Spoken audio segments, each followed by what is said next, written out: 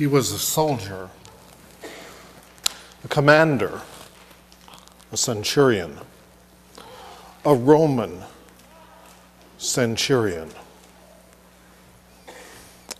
We read these words in the scriptures so lightly and so easily, we forget of which we speak. The soldier that came to Jesus that day was a soldier of the empire and a soldier of the oppressors, who came to the rabbi of the people who were oppressed for help and hope. And Jesus gave it to him.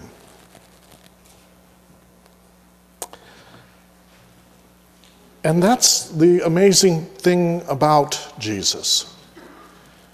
He will not conform to our stereotypes of what the Messiah ought to be like, or what God is or should be. We live in a land and a world that is bipolar in our relationships. We have just come through a terrible political campaign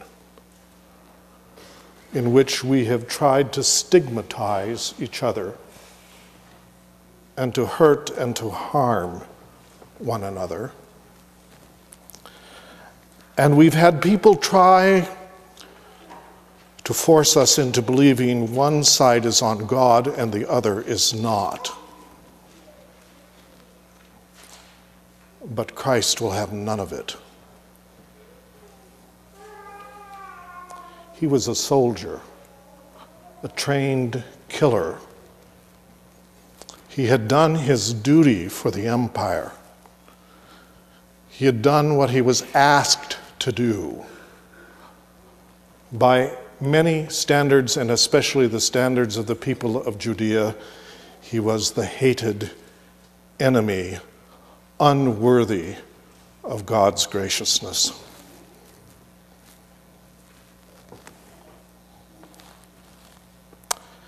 But there was something in the man. And that's the thing about Jesus. He never loses sight of our humanity, anyone's humanity. And what he saw before him was not the oppressor, not the soldier, not the killer. What he saw was a man whose friend and servant was so sick he was going to die. And in desperation, the soldier was willing to go to the enemy camp and ask for help. And Jesus, looking at the centurion, could have decided to do nothing for the enemy of Israel, but he did. He did. Did you notice that exchange? In a moment, the centurion says to Jesus, "My servant is ill. Will you heal him?" And Jesus says, "I will come."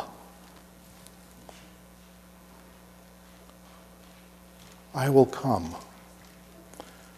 I will risk my own religious standing, my own ritual cleanliness, and I will come under the roof and house of the soldier and killer, and I will come and help you.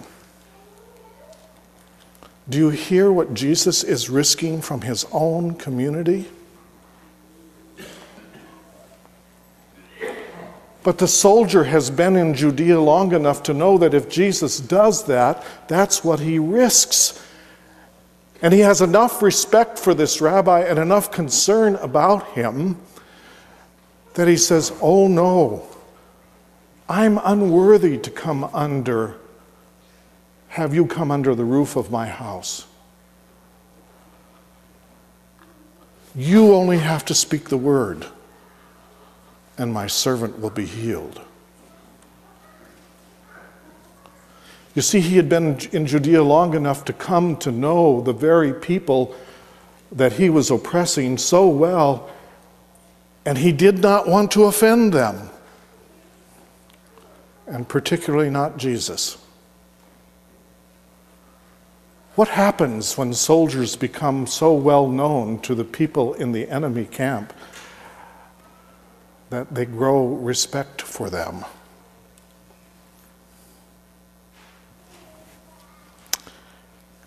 Jesus is a strange one, isn't he? He will not be held to our standards or our positions.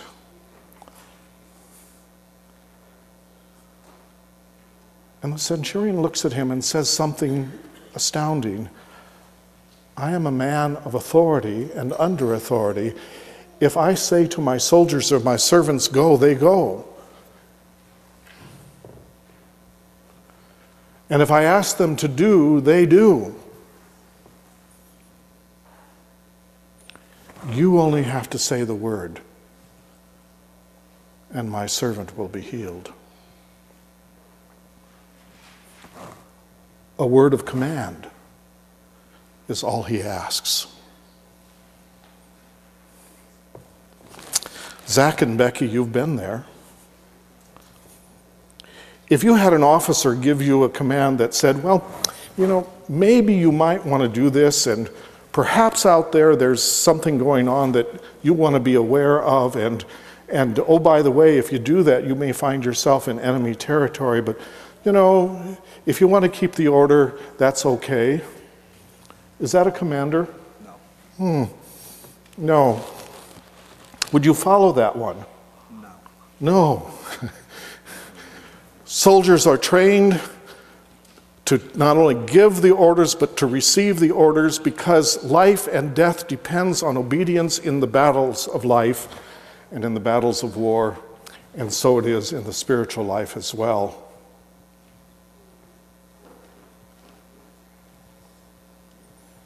This is not a sermon about war itself, but the battles we find ourselves in life. The battles against evil, the battles against ourselves, the battles that would pit us against one another, and the healing that comes from the Christ who brings the bipolarity into healing unity. And that's the way forward. It's the only way forward. Do you notice in all the scriptures, with all the military language, with all of the force of the arguments that are there, several truths emerge. And one of those is, if we rely upon our own strength alone, we will fail. If I had anything to say to the leaders of our nation, it would be that.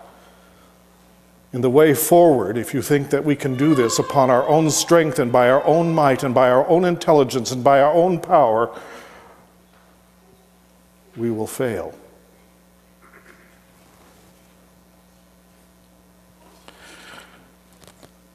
The second thing is that if we have the mind of God in us, God causes us to look at the world not as the world sees itself, but in a totally new and different way. Jesus does not see a centurion. He sees a desperate human being. When you all come to worship here this morning, I do not look out on you and say, oh, that one's a Republican and that one's a Democrat and who knows what that one is.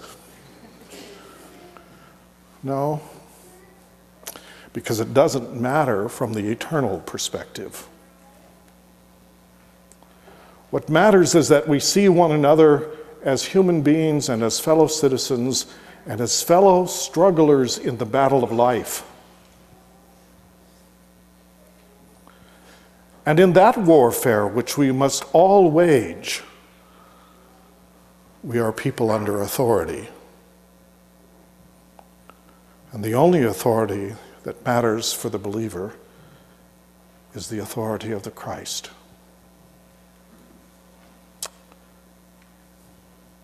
Today we remember. We remember. Last Sunday we remembered the saints of God. This Sunday we remember the soldiers and service people.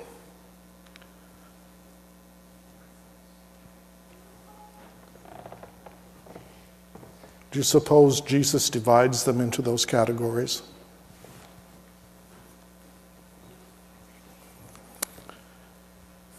When you walk through the military cemeteries in Europe and you see the crosses row on row, and you see some of them are Jews and some of them are Christians, and some of them are Hindus and some of them are Buddhists. And some of them are Germans, and some of them are Russians, and they all know the silence of the grave together. And in the final analysis, what happens and what is important is where they are now. There are 3 stories of such soldiers in the New Testament. Curiously enough, Jesus condemns none of them, but enters into their reality just as surely as he enters into ours. I don't know what struggles and battles you're waging in your lives today, but this I know, because the Bible tells me so. Whatever the battle is, the battle belongs to the Lord. And the only way we can go forward is remembering that. Amen and amen.